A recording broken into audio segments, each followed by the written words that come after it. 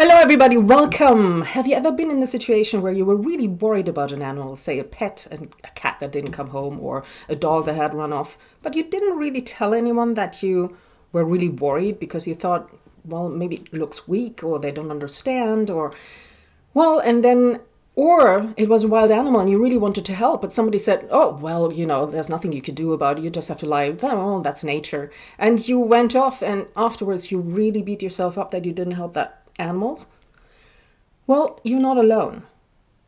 At first I thought I was the only one, but then I saw other people kind of hiding in plain sight as well. And I saw how it affected some of them.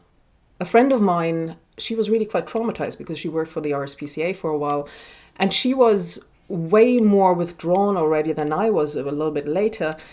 And I saw how she kept being bullied much more than me, although we both cared about animals. So I was kind of protecting her for a while. And then I got really, really worried about her because she was getting suicidal and she was withdrawing more and more. And I haven't heard from her for years now. So I don't know what happened. And I saw it in other people too. A lot of times when people who don't like animals leave the room, then suddenly these groups form where people say, oh yeah, I was that worried too. But it always feels a little bit weak. But there's no weakness about caring. There's no weakness about showing that you care. Everybody's caring for their family, right? They're showing that they're caring. That is not considered a weakness. Well, animals are our family. But that doesn't change the problem that sometimes we become the target of bullying because we do care for our animals. And that is why we a lot of times withdraw. So what do you do about it? Well, I was withdrawing as well. I helped her for a while, but then I got it in a different situation and I was withdrawing as well. But it was okay because I had my little castle and I could keep everybody out. It's not a real castle, but a house with a garden, with a fence around it and everything. But that didn't really solve the problem, and I was becoming withdrawn more and more myself, and I did realize it, but I didn't know what to do about it. And then suddenly my castle went away because there was Brexit. I was losing the house. I had to sell it. And then I didn't have anywhere to go yet because I was leaving the UK. And I was ending up in a caravan just looking where I wanted to go next. And I had some animals that I needed to protect. And suddenly there was no castle anymore. So I looked around for other ways to do this. And I looked what other nature lovers were doing, and those who were not hiding and were not withdrawing and were not being victimized in a way were a lot of times just really aggressive.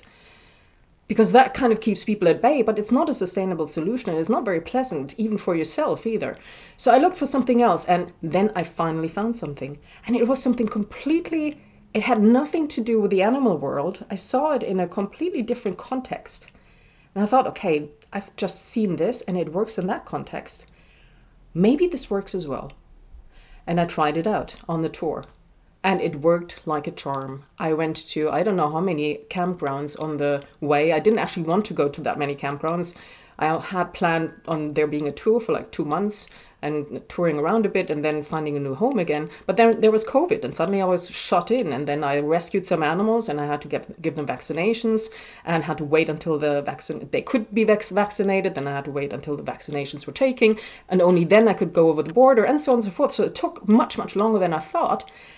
But there was not a single conflict, not a single real conflict on the way because of that one technique that I found. And then I found a few others as well to deal with some of the things that had happened in the past, some other really incredibly helpful things to deal with your internal world. And I wanted to pass this on. So is it free? No, but there's a reason for it. We do want to spend at least 50% of what comes in for a win-win center. And you can look at the website and it's described a little bit there. It's our dream to put this in place, but also if you don't pay for it, you will probably not use it because some of the techniques, they may be a little bit uncomfortable because they don't feel like the normal thing you would do, right? And if you don't pay for something, you look at it and you think, oh yeah, maybe it works, but you don't do anything. If you actually paid for it, then you think, okay, I paid money for this course, so I better try it out. And that is what we want. We don't want you to just buy the course and, we've got the money and that's fine. We want you to actually benefit from it. There's a 14-day money-back guarantee. You have no risk whatsoever. So please do join us inside, and I look forward to meeting you sometime in the future. Click the button below. or up there, or up there. Not entirely sure where it is right now, but please do join us. And I promise you, you will not regret it.